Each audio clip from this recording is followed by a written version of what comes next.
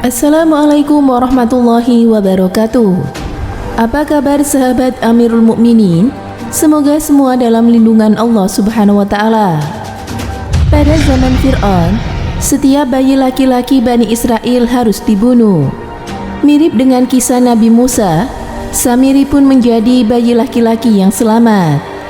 Bedanya, sang ibu meninggalkan bayi Samiri di gua begitu saja. Tak ada yang menyelamatkannya, apalagi merawatnya.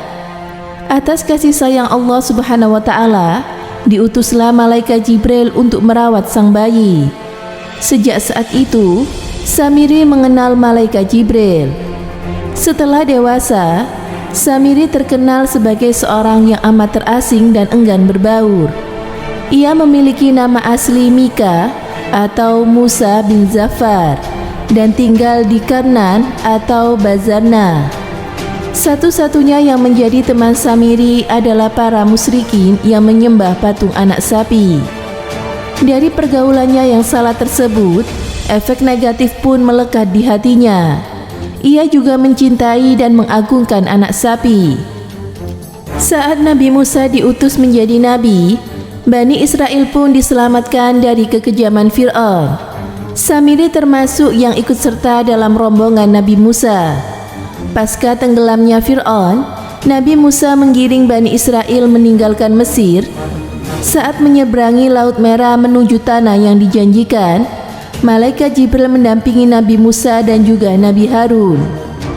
Malaikat Jibril menunggangi kuda dan berada di depan rombongan. Samiri yang dahulu pernah dirawat oleh malaikat Jibril pun mengenalinya. Tanpa ilmu, Samiri mengambil tanah bekas tapak kuda yang ditunggangi oleh malaikat Jibril. Ia pun menyimpannya. Dalam perjalanan, rombongan Nabi Musa mampir di sebuah desa yang penduduknya menyembah patung anak sapi.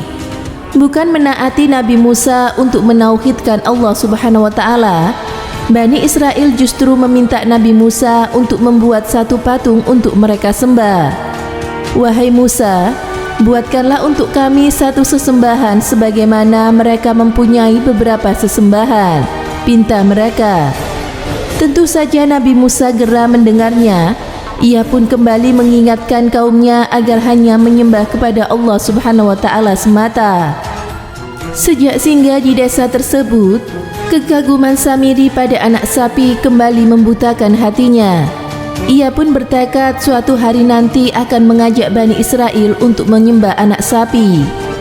Ia pun teringat pada tanah jejak kuda malaikat Jibril yang ia simpan dalam kantong. Dengan bisikan setan, Samiri bertekad menjadikan tanah tersebut bahan pembuatan patung. Keinginan Samiri untuk menjalankan misinya mendapat kesempatan. Di tengah perjalanan, Nabi Musa meninggalkan Bani Israel untuk sementara waktu dengan tujuan mendapatkan wahyu Taurat dari Allah Subhanahu wa taala. Atas perintah Allah Subhanahu wa taala, Nabi Musa menuju Bukit Tur untuk menerima mukjizat Taurat.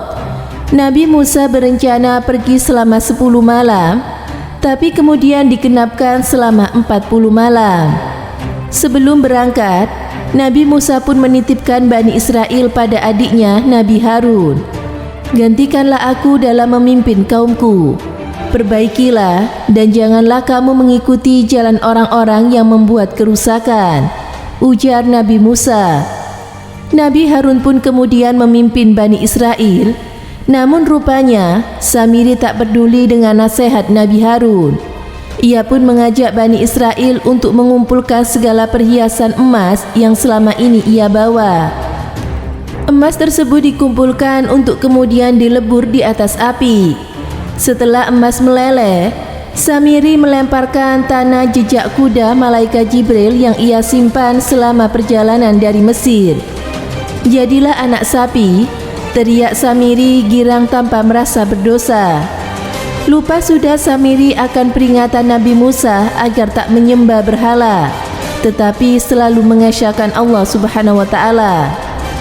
Dengan kebodohan Bani Israel, mereka pun percaya dan mengikuti ajakan buruk Samiri. Alhasil, mereka pun menyembah patung anak sapi tersebut selama Nabi Musa pergi. Sementara Nabi Harun tak sanggup melawan Bani Israel sendirian. Saat Nabi Musa kembali, betapa marah dan sedih hatinya. Ia hanya meninggalkan kaumnya sebentar saja untuk mendapatkan petunjuk yang juga nantinya bermanfaat bagi Bani Israel. Tapi Nabi Musa justru mendapati kaumnya telah musyrik. Namun, Bani Israel pun punya banyak alasan. Mereka selalu merasa congkak dan merasa paling benar. Kami sesekali tidak melanggar perjanjianmu dengan kemauan kami sendiri.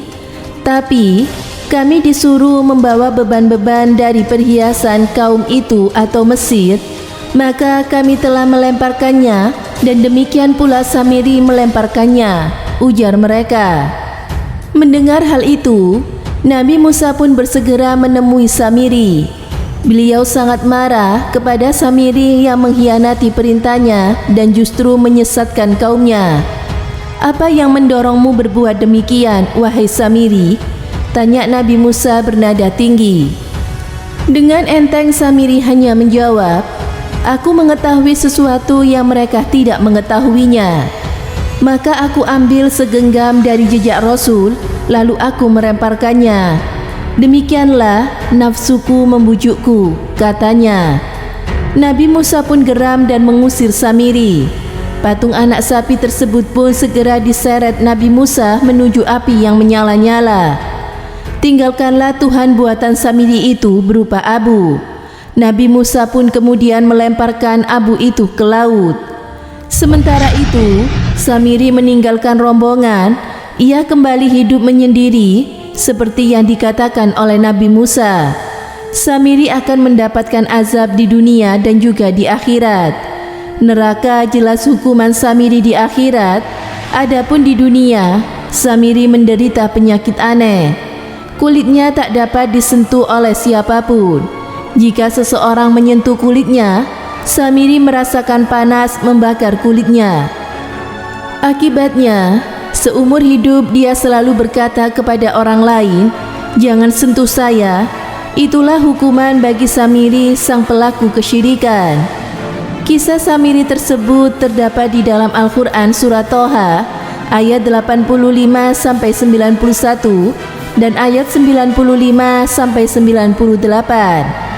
Nama Samiri merupakan nama bahasa Arab. Kisah tersebut juga tercantum dalam Bible dan juga banyak diceritakan dalam kitab Israiliyat. Astaghfirullahaladzim. Itulah kisah tentang Samiri dan patung anak sapinya. Semoga kita bisa mengambil hikmah dan pelajaran dari kisah tersebut.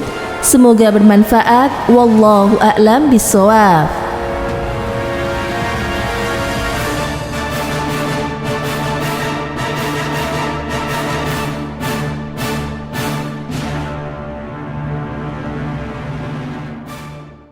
Assalamualaikum warahmatullahi wabarakatuh. Pemirsa Amirul Mukminin yang dirahmati Allah Subhanahu wa taala.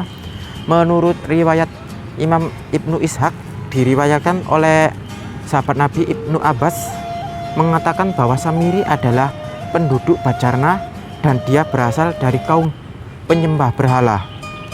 Dalam dirinya telah tertanam kecintaan kepada penyembahan terhadap patung dan berhala sapi. Samiri menampakkan dirinya sebagai pengikut Nabi Musa di depan Bani Israel.